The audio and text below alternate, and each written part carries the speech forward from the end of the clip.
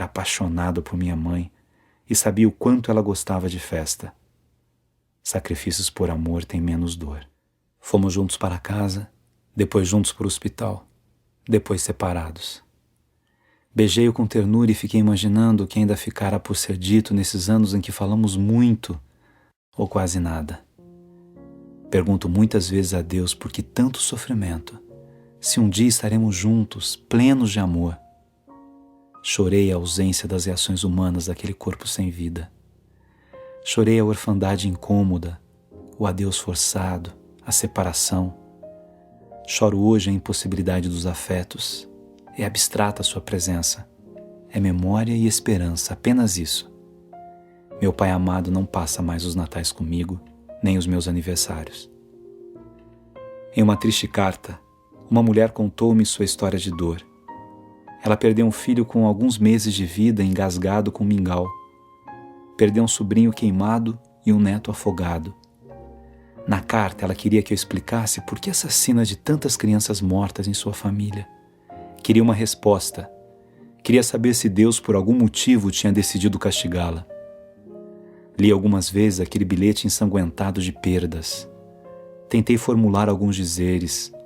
Falar apenas que é preciso ter fé parecia não diminuir a angústia de uma vida de ausências arbitrárias. Ela naturalmente não tinha escolhido. Não houve decisão voluntária de se afastar das sementes que não chegaram a germinar. Por que com ela? E tantas vezes seguidas. Fiquei imaginando as reações, o desespero, o choro diante da criança, a culpa. Como reconstruir? Quebrando pedras e plantando flores? Como convencê-la disso? Hannah Arendt é uma das maiores filósofas da história do pensamento. Nasceu em Hannover em 1906. Teve uma infância acalentada de todo o carinho e estímulo cultural necessários para uma vida de sucessos. Os pais eram judeus, apaixonados pela liberdade que o respeito ao outro proporcionava. Leu em livros e aprendeu com exemplos o sentido de uma vida correta. Brincou de ser independente, de dizer o que pensava. Diferentemente de Cora Coralina, a infância de Hannah prenunciava uma vida sem grandes traumas. Embora tivesse perdido o pai muito cedo, a mãe a educou seguindo os melhores preceitos do amor e dos limites corretos para que a responsabilidade pelo outro, a autodisciplina e a harmonia interna e externa não fossem abandonadas. Sua vida, entretanto, começa a mudar com a Primeira Guerra Mundial de 1914. De uma infância segura e feliz a uma adolescência frágil.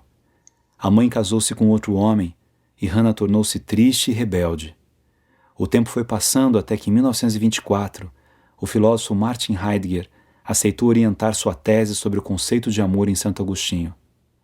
Hannah apaixonou-se perdidamente por Heidegger. Ela tinha 18 anos, ele tinha 35 anos, era casado e pai de 2 filhos. Foram amantes por algum tempo quando ela, depois de tanto sofrer de paixão, resolveu por fim a história e se casar com outro homem.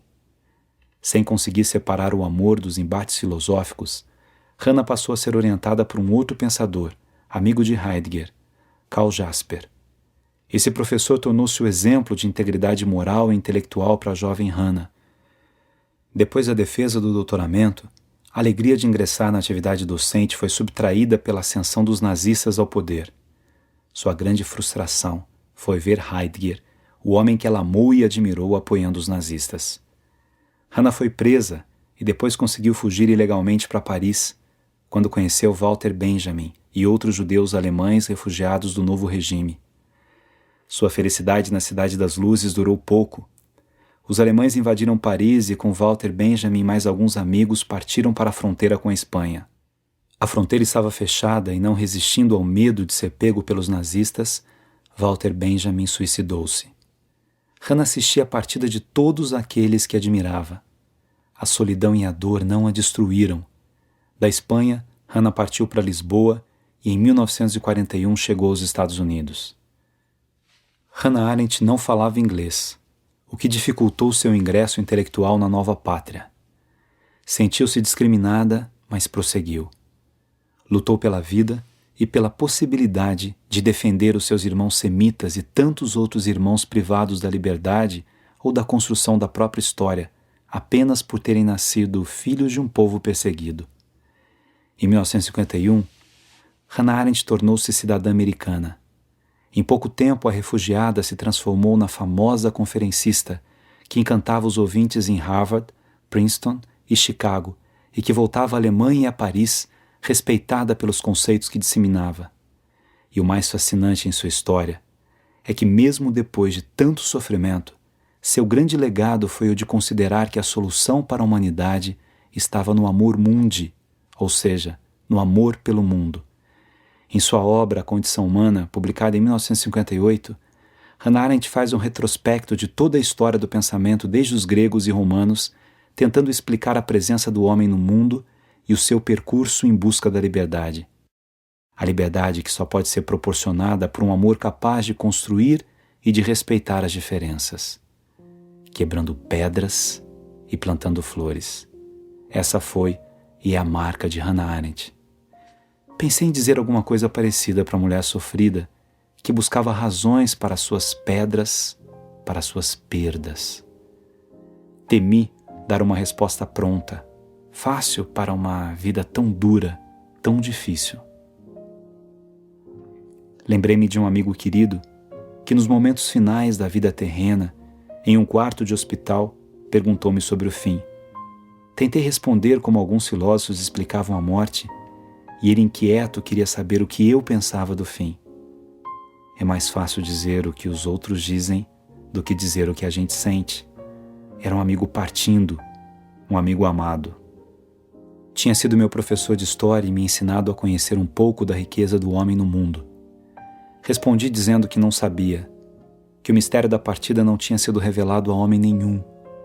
Lembrei a ele que nas aulas que ele magistralmente conduzia, ele nos falava de tantas religiões que davam explicações tão diversas para o adeus do corpo. Ele apenas me olhava, esperando que algo mais fosse dito. Não se tratava mais de uma pausa. Tratava-se do fim. Pausas existem aos montes em nossa vida, como as pálpebras, que fazem toda a diferença porque descansam a visão. Ele sabia que as pálpebras, em pouco tempo, descansariam para sempre e queria uma resposta. O que disse naquele janeiro ensolarado em um quarto de hospital foi que eu acreditava em Deus. E ele concordou com a cabeça, dizendo que também acreditava. E eu me enchi de coragem e disse-lhe que ficasse tranquilo. Se Deus existia, Ele não nos trataria como um brinquedinho que, quando velho ou estragado, se joga fora e se coloca outro no lugar. Fomos feitos para muito mais do que isso. Ele sorriu. Naquela espera pelo fim, ele sorriu. De fato, Deus não nos fez para o nada, mas para a plenitude. Complexa demais para que nossa razão saiba explicar. Meu amigo ficou com as pálpebras cerradas, como o filho, o sobrinho e o neto da mulher da carta. Padre Fábio, parece-me que não é possível não ter medo da morte. Por mais intensa e significativa que seja a nossa fé, por maior que seja a nossa intimidade com Deus, esse mistério incomoda profundamente. Por que não nos foi revelado em momento nenhum que viria depois? Não seria menos doloroso? Não viveríamos com mais serenidade? Por que essa espera? Uma vez ouvi uma metáfora de um padre no enterro do filho único de uma mulher octogenária. Diante da dor, ele dizia do inverno da Europa. No velho continente, as flores morrem quando o frio chega. Os ramos secos mostram que a vida ficou no passado. Lê do engano, dizia o padre. Na primavera elas ressurgem miraculosamente. Se não soubessem disso, talvez perdessem a esperança de ver novamente o jardim florir. A morte é a primavera da alma. O que parece ser o fim da vida é vida em transformação. Será isso, padre? Por que o mistério? Por que não sabermos antes com detalhes o que virá depois? Se somos eternos, por que precisamos passar pela morte? Não poderíamos ter nascido todos no céu e sermos todos felizes de uma vez? Quem decidiu assim? Deus? Tenho saudade do meu pai. Estou ouvindo agora a linda música do filme A Vida é Bela, de Roberto Benigni. O filme é de 1997 e conta a saga do livreiro Guido, que foi levado para um campo de concentração nazista na Itália dos anos 40. Mesmo ciente da gravidade da situação, o pai conseguiu com muita imaginação transformar os horrores da rotina do campo de concentração em regras de uma gincana divertida, pelo menos aos olhos do filho de 6 anos. O intuito era proteger o filho do terror e da violência que o cercavam. O filme traz o contraste entre as pedras e as flores, entre a vontade de ser feliz e a monstruosidade da guerra, entre o desejo do amanhecer e as agruras da noite longuíssima. Com espírito leve, porém crítico, comoveu plateias ao falar de um dos maiores dramas do século XX, o Holocausto. Benini se disse influenciado, além de Charlie Chaplin, por Leon Trotsky, um dos artífices do socialismo russo. Em seu exílio no México, foragido de seu país, ameaçado de ser morto a qualquer momento, Trotsky foi capaz de contemplar a mulher no jardim e escrever que, apesar de tudo, a vida é bela e digna de ser vivida. É esse otimismo incansável que impregna a história de Guido e de sua família do começo ao fim e a torna, como seu diretor disse, um hino ao fato de sermos condenados a amar poeticamente a vida porque ela é bela. O pai ia para a morte e se preocupava com a vida do filho.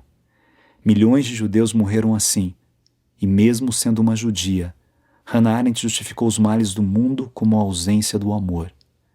O amor pela pessoa humana, o amor pela natureza. Ontem, visitando uma amiga, fiquei impressionado com o amor que ela dedica a um cachorrinho que chegou à sua casa por uma amiga que não suportava mais as suas farras caninas. O cachorro, ainda filhote, não parava um minuto, e ela sorria com a alegria que tinha aquele animal. Hoje, vi um homem batendo em um cachorro que não lhe obedecia. Defendi o animal, que parecia se contorcer de dor.